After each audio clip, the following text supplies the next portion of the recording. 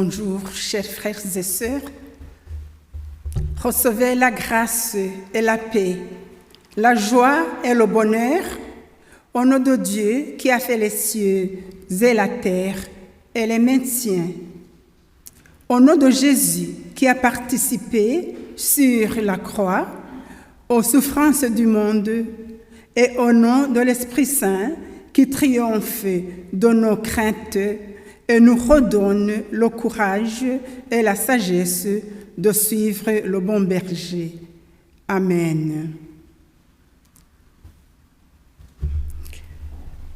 Jésus a dit, « Mes brebis entendent ma voix et je les connais. » Oui, nous chanterons après. Il a donc dit, « Mes brebis entendent ma voix et je les connais et elles me suivent et moi, je leur donne la vie éternelle. » Aujourd'hui, nous suivons ce culte avec plus ou moins de confiance, plus ou moins de foi, plus ou moins de force. Aussi peut-être avec beaucoup de chagrin et de brouillard sur notre vie personnelle. Et nous ne savons pas ce qui nous arrive, c'est possible. Mais nous avons répondu à l'appel de Dieu. Et nous chantons sa présence en nous et à nos côtés, car malgré tout, sa parole nous rassure et l'appel du Christ nous tranquillise. Il vous connaît par votre nom. Confiez-vous en lui, il est fidèle. Cette bonne nouvelle est aussi vraie pour ceux qui suivaient ce culte en vidéo. Chantons la gloire de notre Seigneur et sa fidélité au cantique 36 dans Alléluia. Je vous invite à vous lever pour chanter.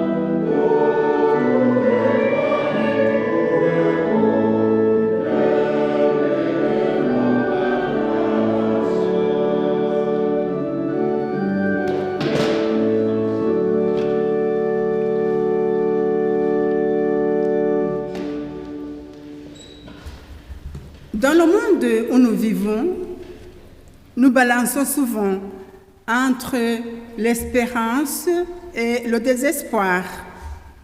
Il y a en nous la joie de Pâques qui se prolonge. En même temps, il y a toutes les épreuves et tous les malheurs dans nos vies et dans la vie des nôtres et des autres êtres vivants. Alors, nous sommes ébranlés. C'est ainsi que les chrétiens ont toujours fait leur chemin à travers la vie. Ils ont toujours pu tracer une voie d'espérance grâce à l'action de Dieu dans leur cœur. Nous relisons maintenant le psaume 23 qui exprime particulièrement cela. Et c'est une façon commentée que nous allons lire ce psaume. Le Seigneur est mon berger. Je ne suis pas seule, jamais abandonnée. Je ne manque de rien. Quand je suis à bout de souffle, il me donne son esprit. Il me fait reposer dans des champs herbes vertes et me conduit au calme près de l'eau. Seigneur, tu me fais du bien tout au long de ma vie. Tu me combles et je dis merci pour la vie. Tu me donnes la vie et j'en profite. Le Seigneur me rend des forces. Ma vie peut paraître épuisée. Lui ne m'abandonne pas. Il me guide sur le bon chemin pour la gloire de son nom. Il me montre le chemin. Je ne l'ai pas toujours suivi. Laisse-moi le trouver, Seigneur, mon berger. Même si je traverse la sombre vallée de la mort, je n'ai peur de rien, Seigneur, car tu es avec moi. Je tends la main vers toi, je saisis ta main et tu ne me lâches pas. Ton bâton est près de moi, il me rassure. Les poutres de ta croix, ô Jésus, sont mon espérance, je m'y cramponne. Tu m'offres un bon repas sous les yeux de mes ennemis. Tu verses sur ma tête de l'huile parfumée. Tu me donnes à boire en abondance. Je compte pour toi, tu m'aimes, tu me donnes des forces. Oui, tous les jours de ma vie, ton amour m'accompagne et je suis heureux. Je vis de ta bonté, de ton pardon. Tu comprends, tu pardonnes. Je reviendrai toujours dans la maison du Seigneur. Ta porte me reste ouverte, ta table est dressée pour moi. Ton bras me saisit, Seigneur, je viens. Alléluia. Et nous chantons pour le Seigneur au 41, 29, et c'est à la page 602. Notre Dieu est tout-puissant.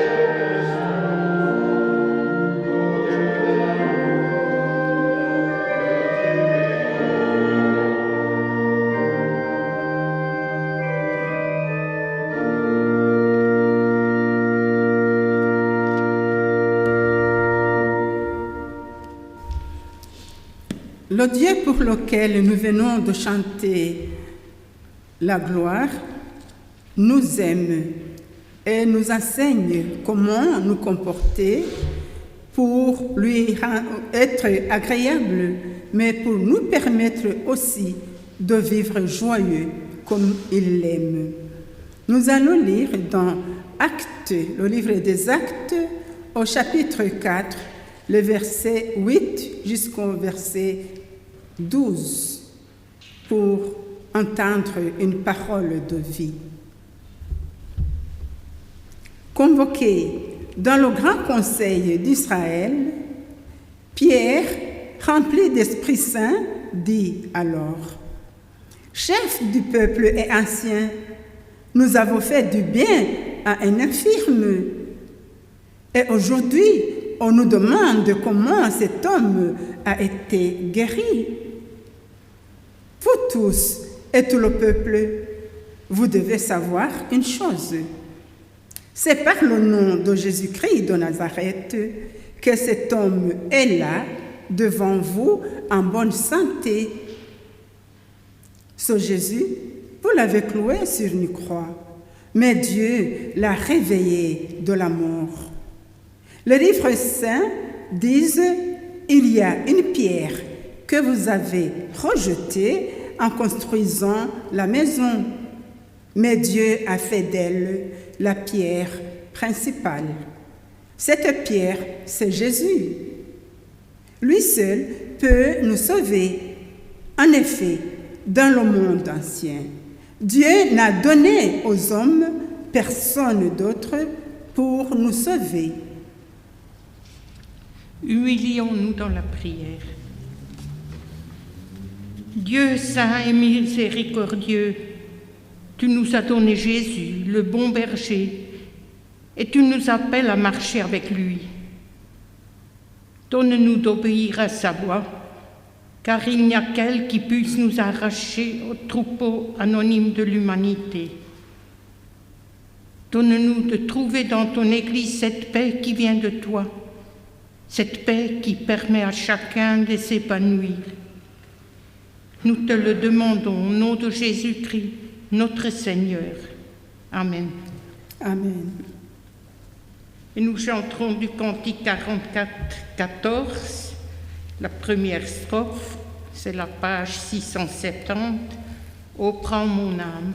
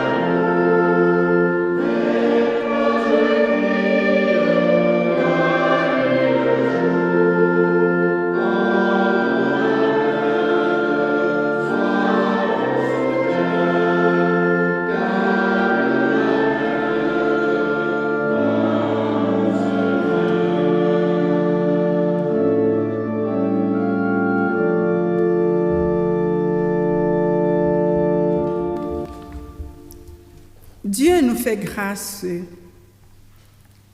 Voilà ce que Jean nous dit à propos dans sa première lettre, chapitre 3, les versets 1 à 2. Voyez combien le Père nous a aimés. Son amour est tel que nous sommes appelés enfants de Dieu. Et c'est ce que nous sommes réellement. Mes amis, nous sommes maintenant enfants de Dieu, mais ce que nous deviendrons n'est pas encore clairement révélé. Cependant, nous savons ceci: quand le Christ paraîtra, nous deviendrons semblables à lui, parce que nous le verrons tel qu'il est. Car le Seigneur fait des choses nouvelles. Il ranime les cœurs meurtris et réconforte les esprits abattus. Oui, Seigneur, le Seigneur fait des choses nouvelles dans nos vies aussi, et maintenant même. Alléluia. Amen. Ainsi, nous pouvons confesser notre foi. Je crois en Dieu, le Père. Il a fait le monde et l'humain. Il a fait l'humain à son image. Il nous a donné le bonheur d'être tous frères. Je crois au Dieu Seigneur, source de la vie. Je crois en Jésus-Christ, le Fils. Il était mort, ayant sacrifié sa vie pour nous. Mais il est ressuscité de la mort. Il est ressuscité et la mort ne peut plus rien contre lui. Sa vie est un germe planté dans le monde. Je crois au Christ Seigneur, amour présent du monde. Je crois en l'Esprit Saint. C'est le souffle de Dieu dans nos vies. Il relève les humains de leur lieu de mort. Il anime chaque être de l'intérieur. Je crois en l'Esprit Seigneur. Il remplit l'univers. Je crois que l'Église est la communauté de ceux qui ont faim en l'amour vivant, de ceux qui se laissent brûler par l'Évangile. Je crois au Dieu 3 fois saint qui donne la vie. Amen. Et nous continuons notre confession de foi par le cantique 41-23 à la page 591, la première et la 5e strophe, remplie d'amour et de reconnaissance.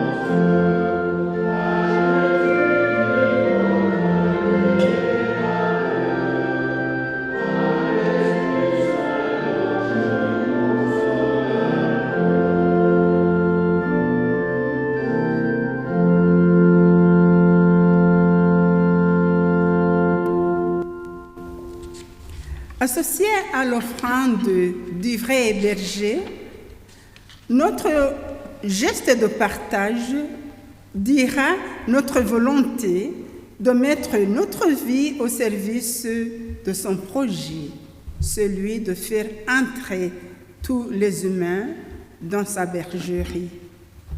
Et nous chanterons au cantique 44-11, le premier au 4e strophe, et c'est à la page 667.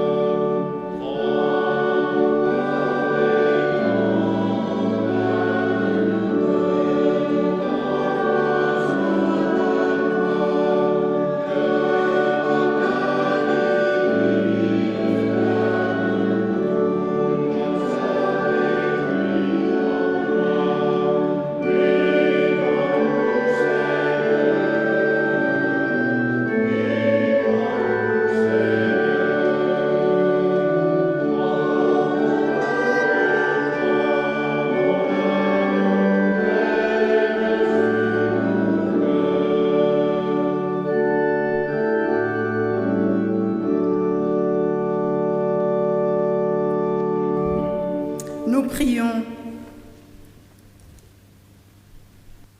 Seigneur, tu ouvres aujourd'hui à ton Église de nouveaux espaces pour aller à la découverte de ton amour.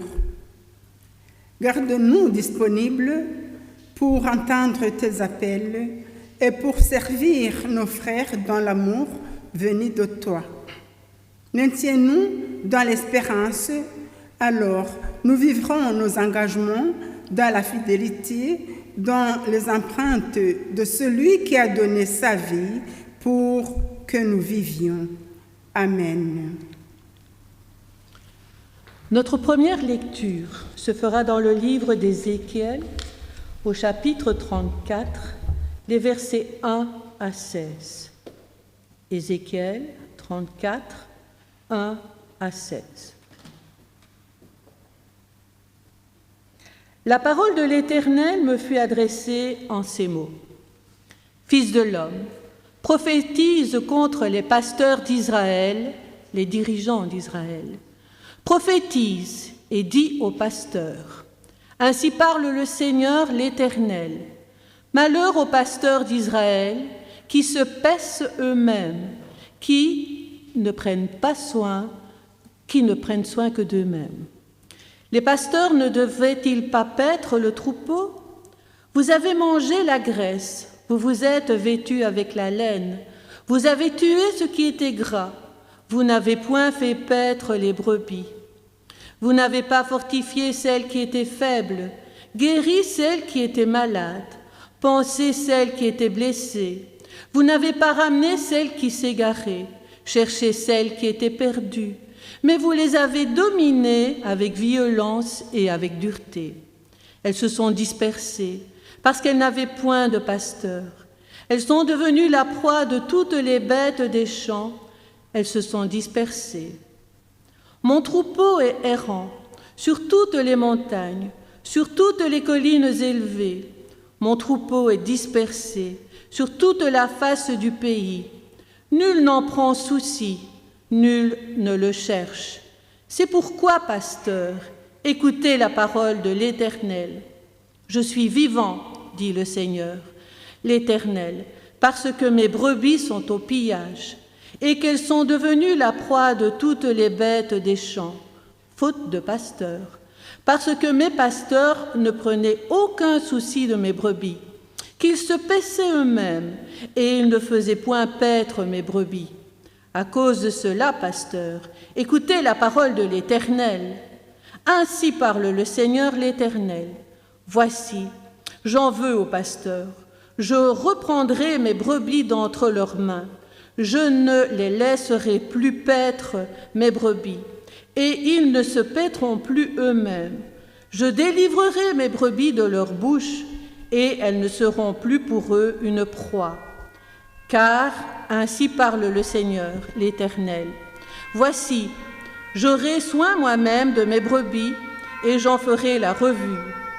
Comme un pasteur inspecte son troupeau quand il est au milieu de ses brebis éparses, ainsi je ferai la revue de mes brebis, et je les recueillerai de tous les lieux où elles ont été dispersées au jour des nuages et de l'obscurité. Je les retirerai d'entre les peuples, je les rassemblerai des diverses contrées, et je les ramènerai dans leur pays.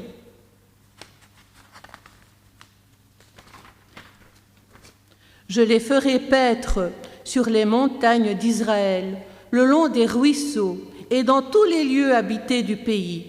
Je les ferai paître dans un bon pâturage, et leur demeure sera sur les montagnes élevées d'Israël. Là, elles reposeront dans un agréable asile, et elles auront de gras pâturages sur les montagnes d'Israël.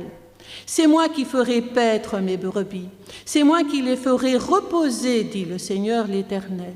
Je chercherai celles qui étaient perdues, je ramènerai celles qui étaient égarées, je panserai celles qui étaient blessées, je fortifierai celles qui étaient malades, mais je détruirai celles qui sont grasses et vigoureuses, je veux les paître avec justice.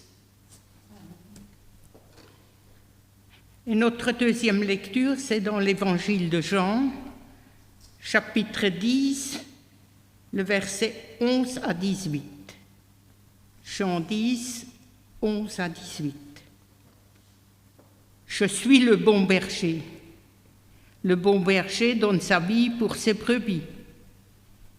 L'homme qui ne travaille que pour de l'argent, celui qui n'est pas le berger et à qui les brebis n'appartiennent pas, abandonne les brebis et s'enfuit quand il voit venir le loup, de sorte que le loup s'empare des brebis et les disperse.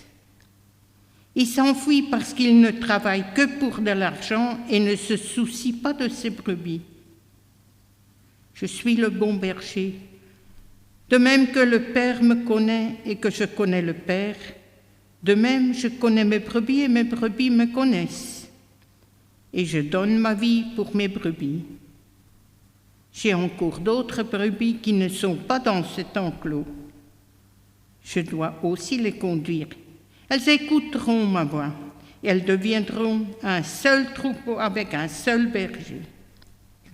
Le Père m'aime parce que je donne ma vie afin de la recevoir à nouveau. Personne ne me prend ma vie, mais je la donne de ma propre volonté. J'ai le pouvoir de la donner et j'ai le pouvoir de la recevoir à nouveau. C'est là ce que mon Père m'a ordonné de faire. Amen.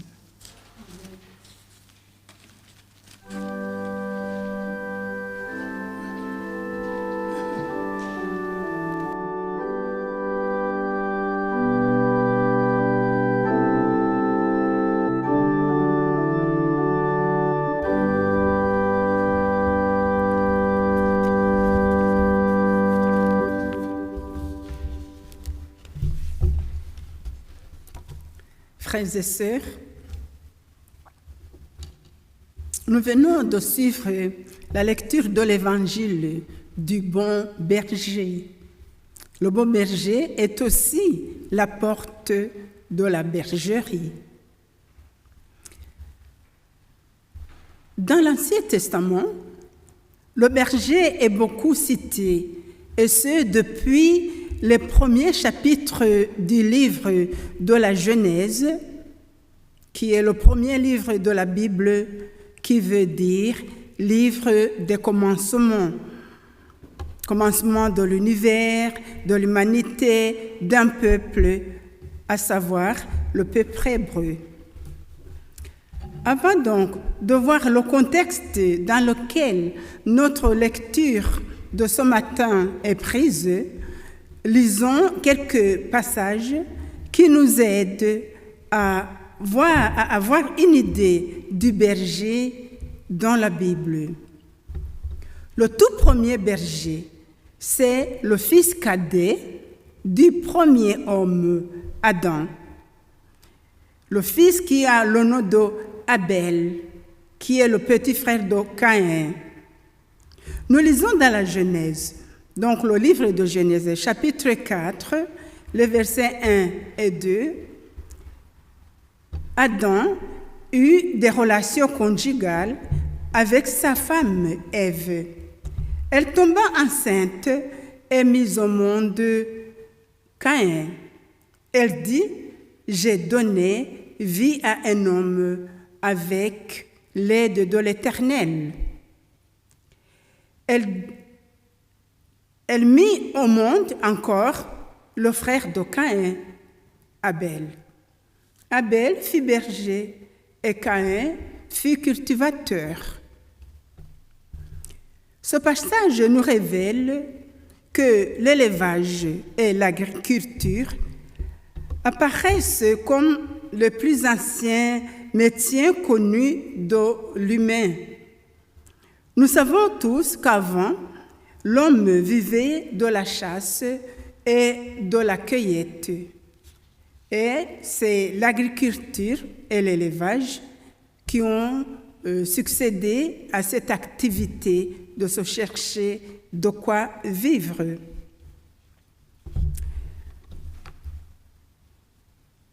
Dans certains pays, comme celui de ma naissance, les bergers avaient un comportement spécial qui leur donnait confiance en eux-mêmes, un comportement qui surtout devait inspirer la peur à celui qui voudrait s'attaquer à leurs bêtes. Ils avaient un langage vulgaire, si bien que si quelqu'un manquait de tact dans ce qu'il disait, dans le choix des mots qu'il utilisait, il était traité de berger. Et ce n'était pas un honneur d'être traité de la sorte. Les bergers, quand bien même ils étaient mis des amis, s'ils s'étaient mis ensemble pour la protection des troupeaux contre les prédateurs, ils devenaient liens les uns contre les autres quand le pâturage et le puits d'eau devenaient insuffisants pour les bêtes et la bataille entre eux s'ensuivait. Et la séparation, souvent. Parfois, une séparation à l'amiable, mais parfois une séparation dans la colère. Et cette séparation à l'amiable, nous pouvons la lire, par exemple, dans le livre de la Genèse, au chapitre 13, le verset 7. Il s'agit d'Abraham et de Lot. Abraham remonta d'Égypte vers le Midi, lui, sa femme et tout ce qui lui appartenait, et Lot avec lui. Abraham était très riche en troupeaux, en argent et en or. Lot, qui voyageait avec Abraham, avait aussi les brebis, les bœufs et les tentes. Et la contrée était insuffisante pour qu'ils demeurent ensemble, car leurs biens étaient si considérables qu'ils ne pouvaient demeurer ensemble. Il y eut querelle entre les bergers des troupeaux d'Abraham et les bergers des troupeaux de Lot. Abraham dit à Lot, « Qu'il n'y ait point, je t'en prie, de dispute entre moi et toi, ni entre mes bergers et tes bergers, car nous sommes frères. Tout le pays n'est-il pas devant toi? Sépare-toi de moi. Si tu vas à gauche, j'irai à droite. Si tu vas à droite, j'irai à gauche. » Et ainsi, ils se séparèrent. Nous lisons que Isaac, fils d'Abraham, lui aussi a eu de grands troupeaux et qu'il y a eu des querelles entre les bergers du pays et ses propres bergers. Vous lirez cela dans le livre de Genèse, chapitre 26, les versets 14 à 20. Vous le lirez peut-être à la maison. Le berger avait une place tantôt honorable, tantôt au plus bas de l'échelle sociétale. C'est l'exemple des Égyptiens du temps de Pharaon. Quand Joseph a invité son père et ses frères à venir habiter en Égypte pour échapper à la famine, il leur a dit, « Quand Pharaon vous appellera, il dira, « Quelle est votre occupation ?» Vous répondrez, « Tes serviteurs ont élevé les troupeaux depuis notre jeunesse jusqu'à présent. Nos pères aussi ont fait comme nous. De cette manière, vous habiterez dans le pays de Goshen, car les bergers sont en abomination aux yeux des Égyptiens. » Parfois, le mot berger a le sens propre dans la Bible, mais aussi il a le sens figuré. Les rois, les prophètes étaient considérés comme des pasteurs, des bergers du peuple. Tout le chapitre que nous avons lu dans Ézéchiel ne parle que de ces dirigeants que l'Éternel appelle des bergers du troupeau, et ce troupeau, c'est le peuple d'Israël. Un petit extrait, donc Ézéchiel chapitre 34, le verset 1 à 6. « La parole de l'Éternel me fut adressée en ces mots. Fils de l'homme, prophétise contre les pasteurs d'Israël. Prophétise et dis aux pasteurs, ainsi parle le Seigneur, l'Éternel. Malheur aux pasteurs d'Israël qui se paissent eux-mêmes. Les pasteurs ne devraient-ils pas paître le troupeau? » Voilà. Dans certains pays, comme j'en connais, les bergers font partie du paysage quotidien. Le soir venu, ils rassemblent le troupeau pour le mettre à l'abri du danger, de la nuit bien sûr, puis le matin, ils viennent le récupérer pour le conduire vers les pâturages et vers les puits. Dans la Bible, nous trouvons également les bergers et les brebis. C'est ce que nous avons lu dans le chapitre des psaumes, le psaume 23. « Le Seigneur est mon berger », dit David. « Sur les prés d'herbes fraîches, il me fait reposer. Il me mène vers les eaux tranquilles et me fait revivre. » C'est donc une manière de dire que Dieu conduit son peuple et qu'il prend soin de lui, mais aussi il prend soin de chaque individu. Bon, j'arrête ici les exemples des textes qui parlent de bergers dans la Bible, dans l'Ancien Testament. Il y en a beaucoup. Voyons donc, à présent, dans quel contexte notre lecture de l'Évangile a été tirée. Le contexte élargi commence avec déjà le chapitre 7, quand Jésus monte à Jérusalem pour la fête des huttes, après qu'il a décidé de laisser partir ses frères sans lui. Il a voulu s'y rendre incognito. Le contexte direct commence, quant à lui, au moment où Jésus est déjà à Jérusalem. Il vient de guérir un homme aveugle de naissance dans le chapitre 9. Les gens croient que si cet homme est né ainsi, soit c'est à cause de son péché, soit à cause des péchés de ses parents. Et ce sont les disciples qui posent la question pour savoir à qui imputer la faute, le péché, qui a fait que cet homme naisse aveugle.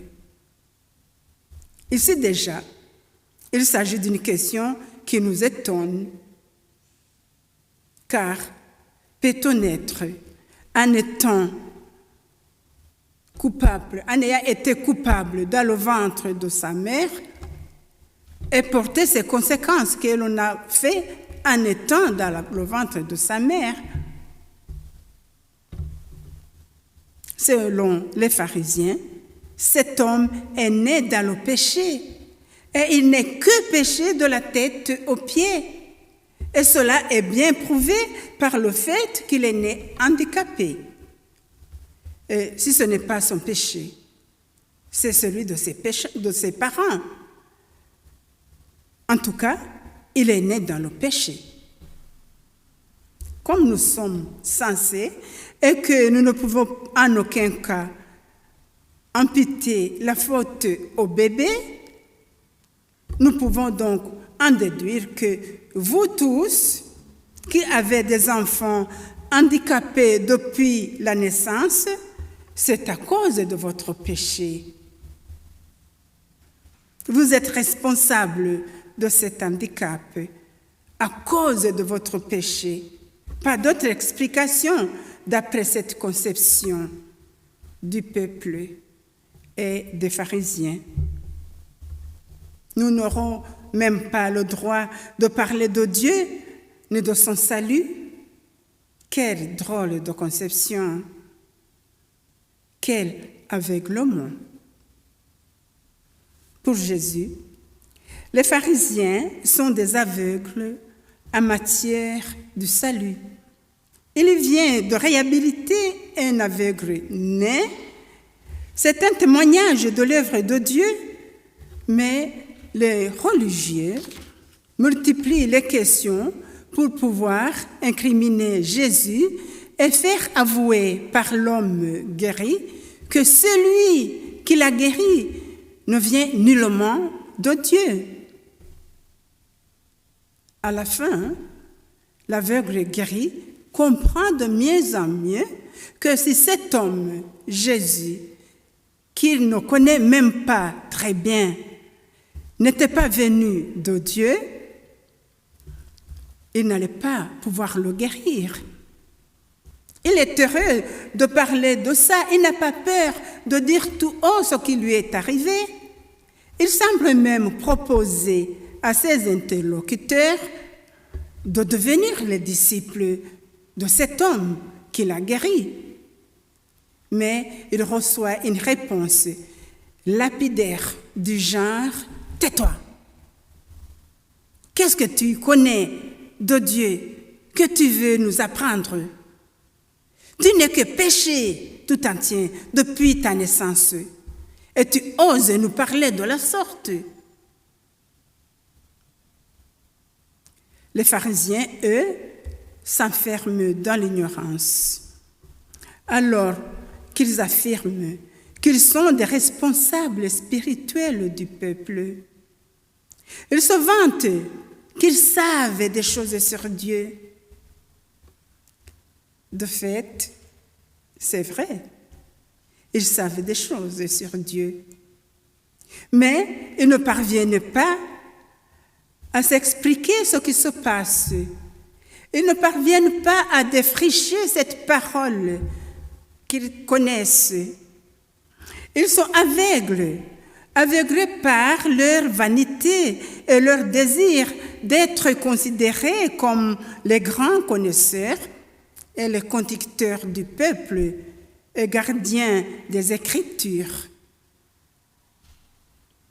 Ils savent que dans les Écritures, la prophétie sur la guérison des aveugles, des sourds, des infirmes et autres est associée à la venue du Seigneur, en tout cas la venue du jour du Seigneur.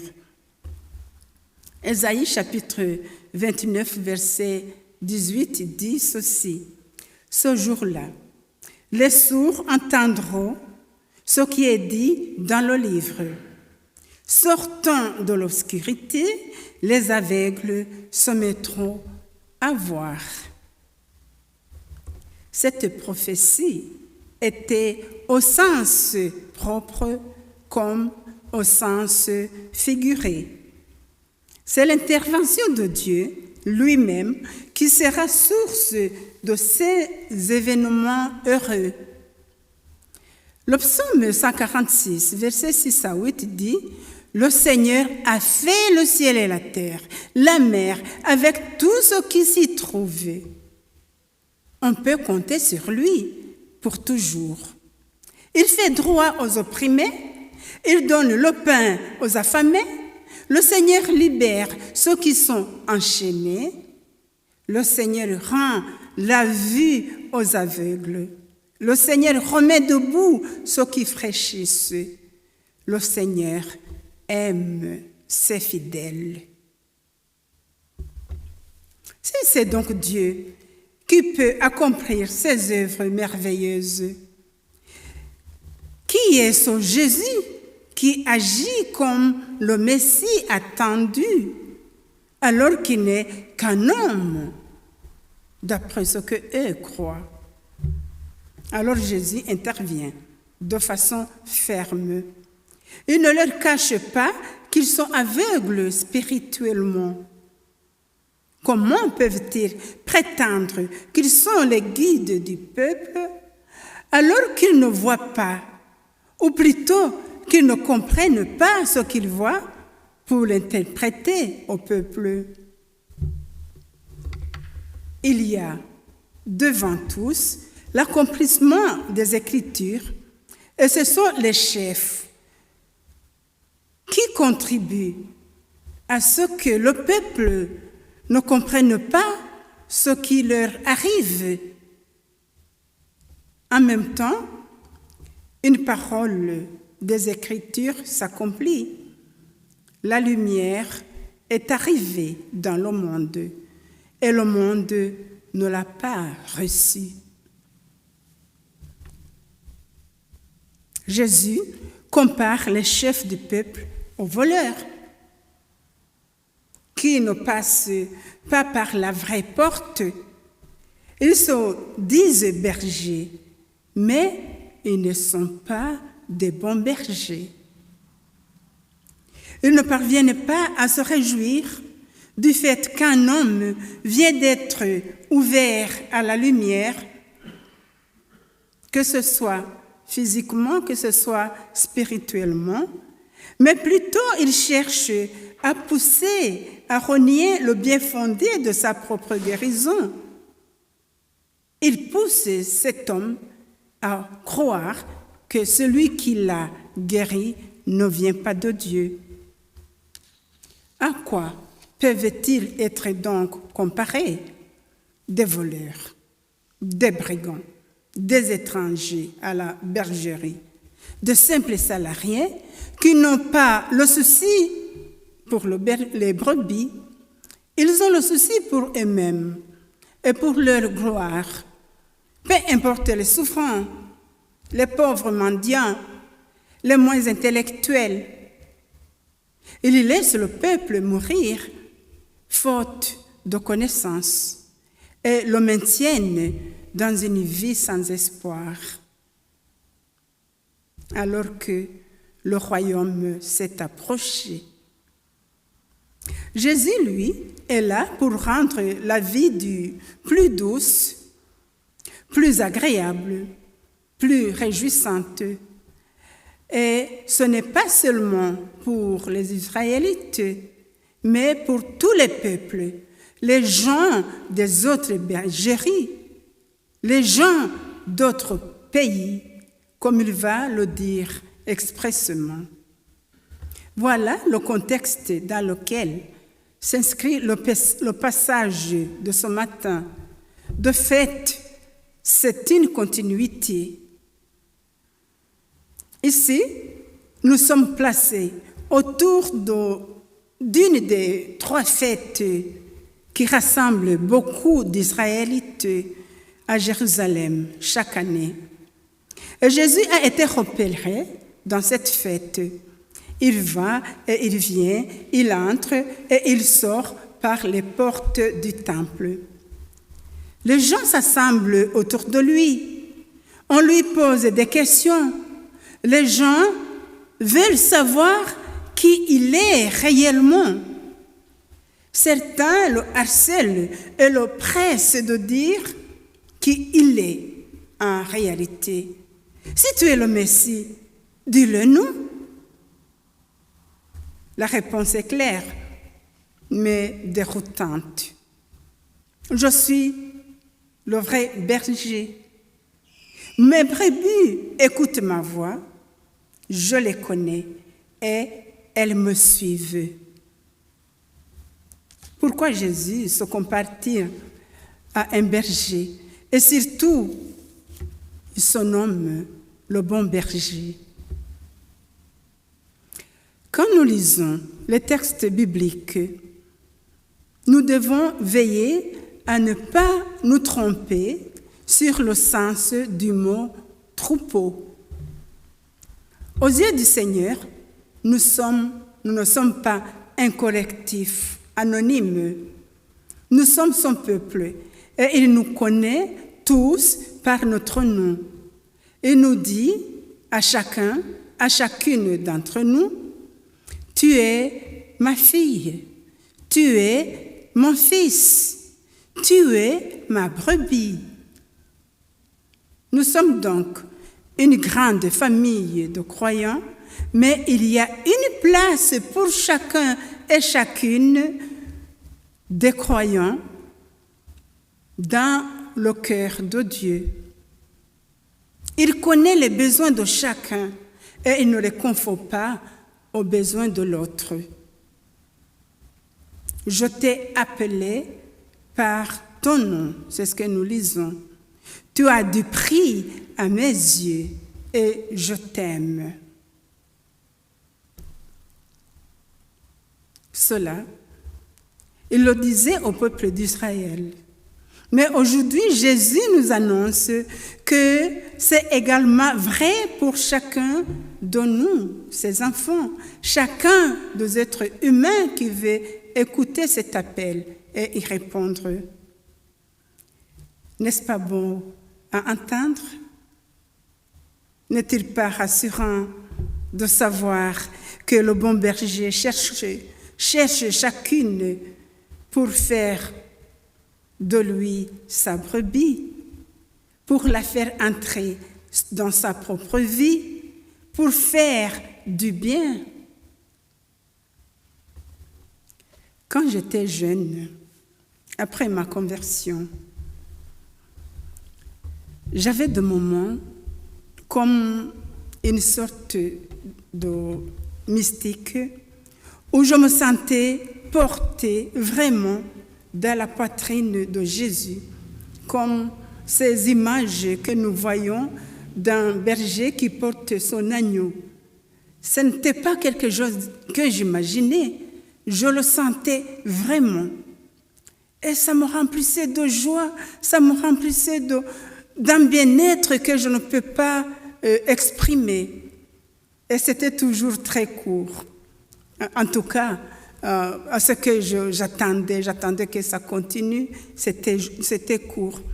Mais c'était suffisant pour me faire sentir la tendresse du Père pour chacun de nous.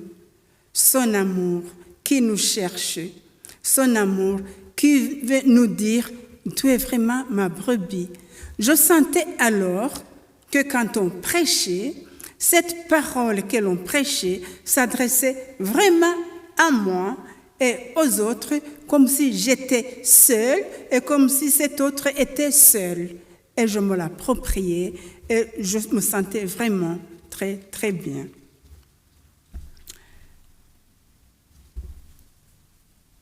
Chers frères et sœurs, Dieu nous aime. Dieu s'occupe de nous. Dieu veut que nous connaissions celui qu'il a envoyé. Parce que lui, nous ne pouvons pas le voir directement. Il a trouvé un moyen de l'approcher et de le toucher. Quand je vivais ces moments, c'était comme si j'étais transportée devant un palais et qu'on m'ouvrait la porte pour entrer. Et c'est ça que nous sentons tous quand, après avoir contracté un péché ou une erreur ou une faute, nous revenons vers le Christ, nous lui demandons de nous pardonner. Nous nous sentons comme une porte qui mène dans un palais, nous est ouverte et qu'on vient de recevoir les habits propres pour aller à la fête au palais. C'est ça que le Seigneur nous dit, que la porte nous est ouverte. Et lui, Jésus, il est cette porte. Nous prions en son nom et il nous montre le chemin qui nous mène au Père et nous y arrivons vraiment. Nous n'attendons pas y arriver après notre mort. Dans l'Évangile, Jésus se présente comme la porte de la bergerie. Pour comprendre cette parabole, il faut se rappeler qu'il s'adresse aux pharisiens. Ces derniers ont un tel sens du Dieu transcendant qu'ils ne peuvent imaginer cette conception d'un Dieu touchable par un homme, un Dieu qui éprouve un besoin tel qu'un humain, un Dieu qui peut paraître même faible. Pour eux, Dieu est le saint inaccessible. L'homme ne peut pas l'atteindre par ses seules forces. Et sur ce point, Jésus leur donne raison. Mais il nous annonce que lui-même nous ouvre la porte et alors nous avons accès à Dieu. Ce que les pharisiens ne parviennent pas à comprendre. Cette porte qui nous permet d'aller à Dieu, c'est Jésus lui-même, cet homme de Nazareth. Si quelqu'un entre par lui, il sera sauvé. Et il est le pasteur qui fait traverser la mort pour épanouir en nous la vie, la vraie vie, la vie et la force éternellement. Cette porte, ce n'est pas celle qui craque. Cette porte, elle reste ouverte. Et qu'est-ce que cela veut dire? Cela veut dire que nous pouvons toujours y revenir. Nous pouvons sortir parce que momentanément, nous ne sentons plus cet état de continuer à suivre le chemin que le Christ nous a envoyé, nous a montré. Mais il sait que même en l'ayant reçu dans notre vie comme une brebis égarée, nous pouvons le solliciter pour entrer de nouveau dans sa grâce, dans sa vie. Alors, nous y entrons. Les brebis entrent et sortent, c'est ce qu'il a dit. En résumé, cette porte est grande, ouverte sur la tendresse de Dieu. Nous sommes tous très importants pour lui et il tient à chacun de nous comme son bien le plus précieux. Il ne peut pas nous laisser dehors quand nous avons été contraints par la vie à sortir. Quand nous revenons, la porte est ouverte. C'est ça que le Christ veut dire. En résumé, pour terminer, rappelons-nous cette parole du Christ. Je suis venu pour qu'ils aient, c'est-à-dire les humains, pour qu'ils aient la vie et qu'ils l'aient en abondance. L'Évangile nous est offert comme un formidable appel à vivre. Malheureusement, beaucoup n'y voient que contraintes ou des obligations. Il faut dire et le redire, nous avons là un trésor, un chemin qui libère et nous entrons dans un dynamisme le plus profond. Il est absolument essentiel de nous imprégner non seulement de cette parole de Dieu, mais de Jésus lui-même. Pour terminer, avant de partir, Jésus a confié à ses disciples, à ses apôtres et à toute son Église la responsabilité de témoigner et l'espérance qu'il met en nous et la vie qu'il nous offre. Notre rôle, qui doit rester humble, c'est de conduire nos frères et nos sœurs à cette porte. Étant nés de nouveau, si aujourd'hui nous retenons cela, que nous avons cette mission, nous aurons accompli quelque chose d'essentiel. Oui, parmi vous, et peut-être vous tous, vous donnez le meilleur de vous-même à cette mission de portier.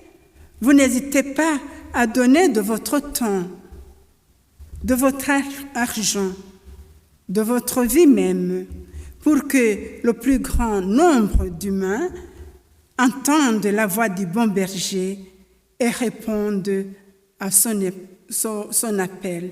Gardez farouchement votre place de contribuer au projet que Jésus nous confie. Si vous voulez vivre le bonheur, ici je m'adresse à ceux qui vont nous suivre en vidéo. Si vous voulez vivre le vrai bonheur, la vraie sécurité, la vraie confiance en la vie, il faut accueillir Jésus en vous, l'accepter comme berger. Vous aurez le pouvoir d'en parler autour de vous et pour aider les autres à découvrir eux aussi cette paix, cet amour et cette joie que vous avez et qui vous anime.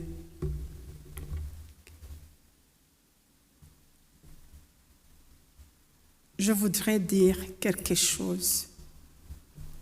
Nous avons des jeunes parmi nous, des jeunes complètement désabusés, qui s'évadent dans la drogue, dans l'alcool, dans les vains plaisirs. C'est dans ce monde tel qu'il est que nous sommes envoyés comme portiers. Notre mission, c'est de montrer le Christ, bon berger, qui les attend tous et qui veut les sauver, vraiment les sauver. Rien ne pourra l'empêcher de vouloir et de sauver tout le monde.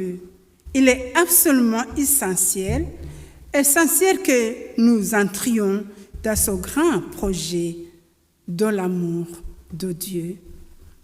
Amen.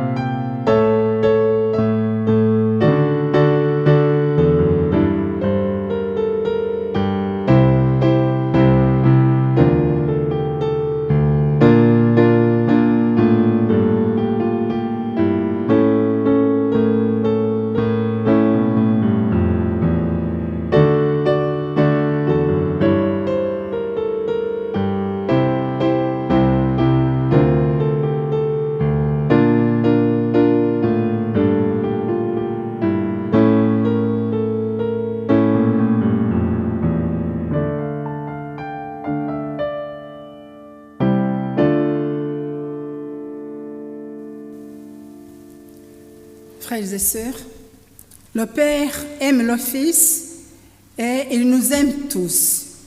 Nous pouvons maintenant prier avec Jésus.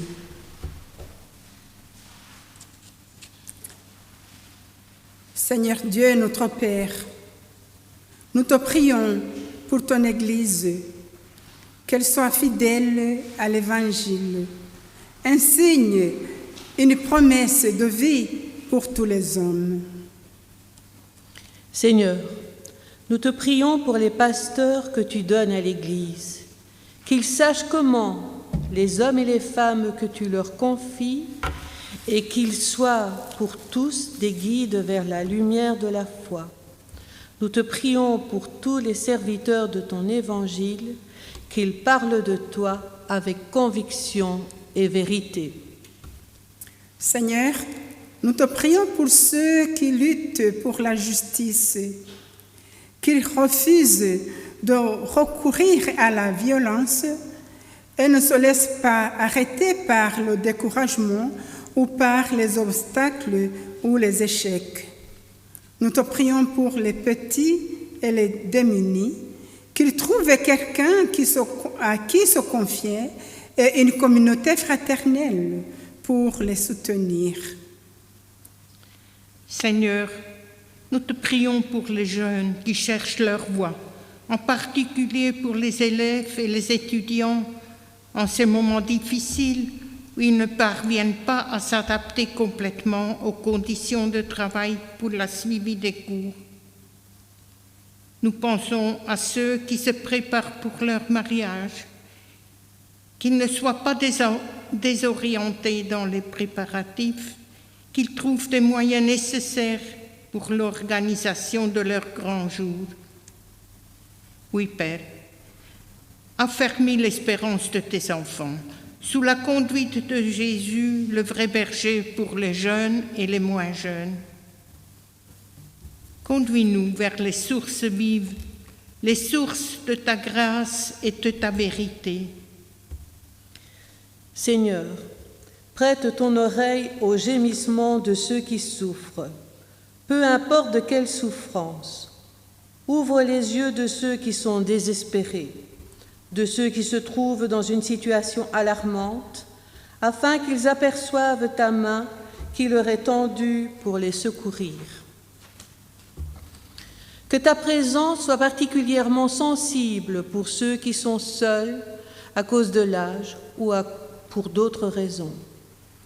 Que les personnes âgées qui ont perdu leur conjoint, leurs compagnons, leurs amis, ne se sentent pas délaissées. Permets que ceux qui sont malades ou affaiblis aient quelqu'un pour les écouter, les entourer et leur dire un mot qui fait du bien. Reste aussi le berger de tous ceux qui portent des responsabilités dans ce monde. Ils doivent être des bergers pour les autres, dans les entreprises, dans les écoles, dans la politique et dans l'Église. Rends-les capables de prendre au bon moment les bonnes décisions pour le bien de tous, pour l'avenir de tous. Chacun de nous, chacune d'entre nous, a sa part de responsabilité quelque part. Permets-nous d'être de bons bergers, les uns pour les autres, ayant des égards les uns pour les autres, prenant chacun soin des autres. Permets-nous de marcher sur les traces maintenant et toujours, les traces du bon berger, et que chacun de nous puisse te dire: Seigneur, tu m'accueilles lorsque je viens à toi. Tu ne me demandes pas ce que j'ai fait de mal, tu le sais déjà. Tu ne me reproches pas mes péchés, tu les as déjà constatés. Tu n'accables pas mon cœur, puisque tu portes son fardeau. Seigneur, tu m'accueilles lorsque je viens à toi. Tu prends sur toi mes dettes. Tu me laisses repartir libre, car tu as brisé mes liens. tu me permets de recommencer et tu veilleras sur mon aboutissement. Seigneur, lorsque je viens à toi, tu te donnes à moi. Tu partages avec moi ta vie éternelle, car tu m'aimes sans aucune réserve. Tu ne calcules pas, puisque tu veux tout me donner. Tu ouvres ton cœur, car tu es la porte vers ma nouvelle vie. Amen.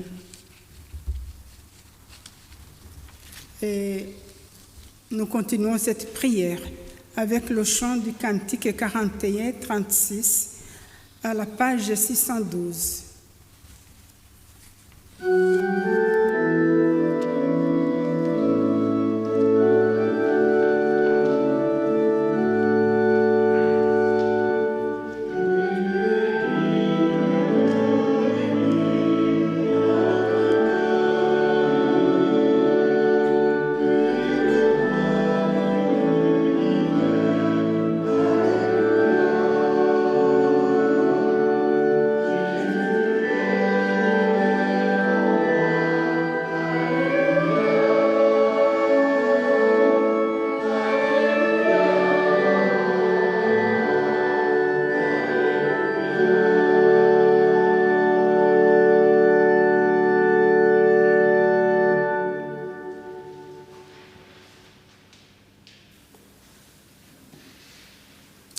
Que la paix du Seigneur soit avec vous tous. Nous disons merci pour Jésus-Christ. Il nous invite à proclamer la grâce de notre Dieu. Nous voulons nous émerveiller aujourd'hui. Jésus nous précède sur les chemins nouveaux de liberté. Il partage avec nous les ressources de la grâce de Dieu. Il nous donne de quoi affronter avec espérance les épreuves du temps présent. Certains de rencontrer un jour Jésus dans sa lumière.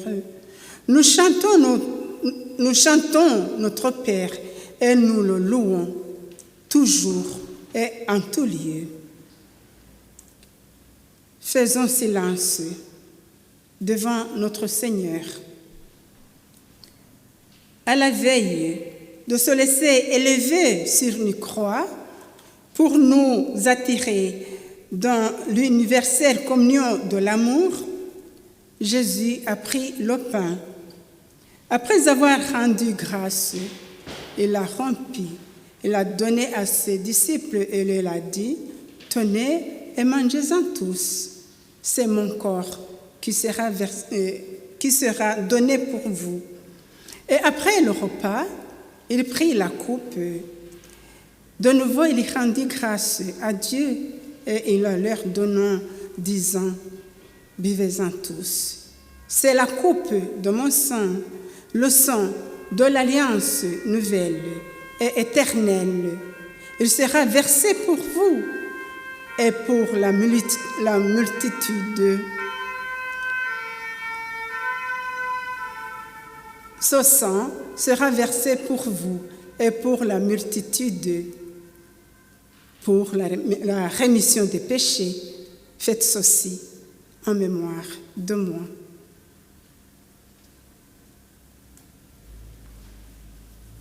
Frères et sœurs, le Seigneur n'est pas toujours en procès. Il ne maintient pas sans cesse ses reproches. Heureux ceux qui sont nés de Dieu, heureux ceux que le Seigneur appelle à partager sa vie. Vous êtes heureux car il vous appelle pour vous destiner à sa vie. Voici la nourriture, le pain et le vin de ceux qui reconnaissent leur vrai berger. La table est prête pour nous. Venez.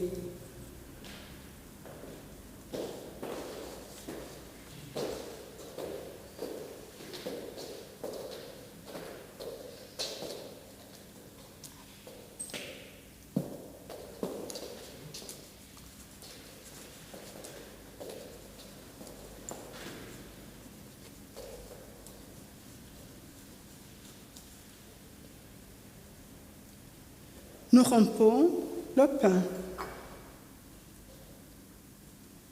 Il est la communion au corps du Christ. Christ est vivant dans nos vies et il veut que nos vies deviennent sa vie.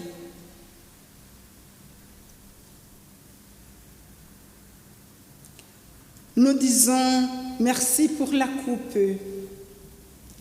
C'est la communion au sang du Christ, la nouvelle alliance.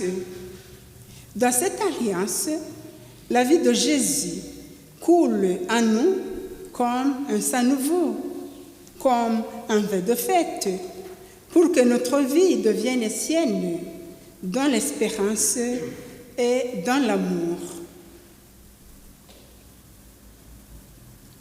Vous allez recevoir les éléments de la scène, le pain et le vin, et nous mangerons ensemble quand je dirai que c'est le moment de manger et que c'est le moment de boire. Dieu notre Père, nous avons connu l'amour parce que Jésus, le vrai berger, est allé jusqu'à donner sa vie pour ses brebis. Donne-nous le sens du partage, de l'entraide et du don total pour que les brebis qui ne te connaissent pas apprennent à s'émerveiller de ta sollicitude envers nous et envers elles. Fais-nous retrouver la voie toujours ouverte de ton alliance par Jésus. Nous te prions. Amen. C'est le moment des annonces syrianes.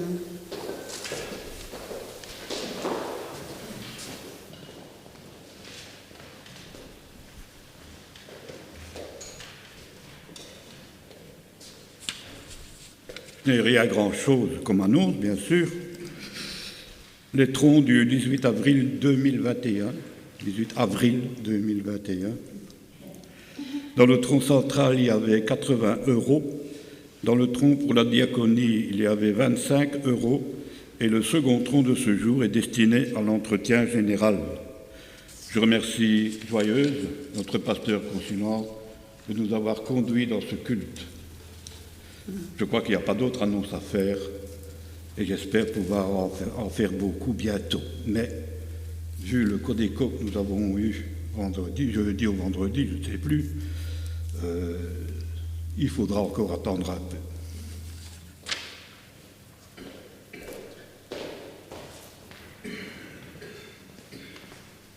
Je vous invite à vous lever pour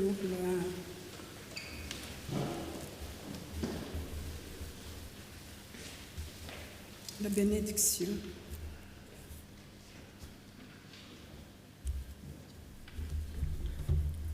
Nous portons le nom du Sauveur.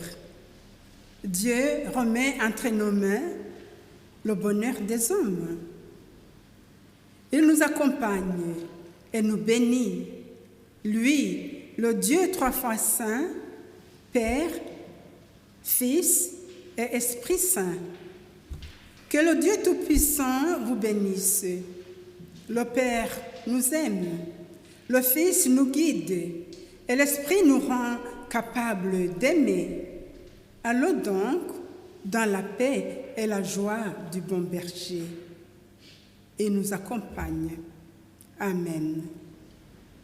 Et nous chantons le chant « Que la grâce de Dieu soit... Donc, j'ai noté dans Alléluia, plutôt dans Arc-en-Ciel, mais dans Alléluia, je crois que c'est 50. 62-81, la page 1005. 62-81, et nous le chantons 2 fois. Merci beaucoup.